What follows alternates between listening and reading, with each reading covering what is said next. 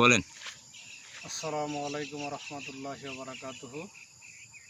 এটা হচ্ছে আপনারা যে আল্লাহর বড় নিয়ামত, প্রকৃতির যে সৌন্দর্য, এই সৌন্দর্যটুকু আপনারা উপভোগ করতে পারছেন, আমরা উপভোগ করতে পারছি।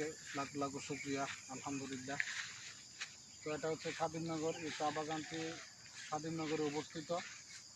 এই চা বাগানের অনেক ঐতিহ্য রয়েছে, ঐতিহ্যবাহী একটি চা বাগান। তো আসলে আপনারা আসবেন, এই চা বাগান ঘুরে যাবেন। তার পাশেই রয়েছে বুলজান চা কারখানা। চা স্টেট, চা ফ্যাক্টরি, হুম। যেখানে চা এই আপনারা যে এগুলো দেখতে পাচ্ছেন, এই চা গাছগুলো পাতা সেখানে প্রক্রিয়াজাতকরণ করা হয়, মানে চা পাতা আমরা যে চা খাই সেই চা প্রস্তুত করা হয়। তো আপনারা আসবেন এই খাদিমনগর চা বাগানে, এসে ঘুরে যাবেন।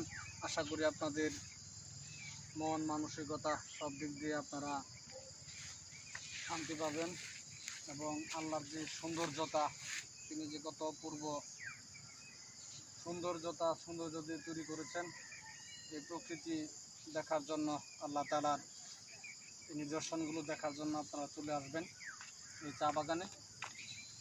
ওই যে আপনারা দেখতে পাচ্ছেন সারি সারি ঘাস, এগুলো হচ্ছে চা গাছ।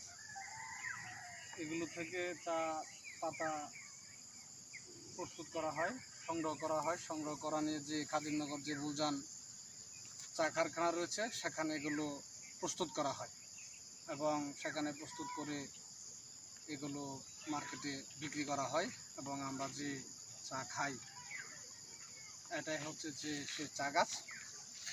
তো আপনারা অবশ্যই আসবেন, আল্লাহ তাআলার প্রকৃতির সৌন্দর্য উপভোগ করে যাবেন।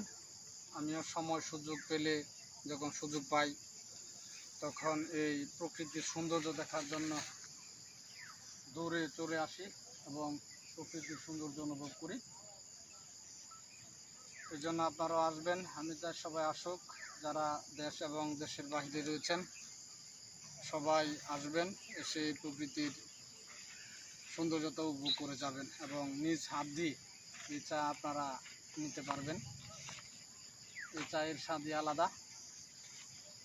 তো সবাই ভালো থাকবেন, সুস্থ থাকবেন। আসসালামু আলাইকুম।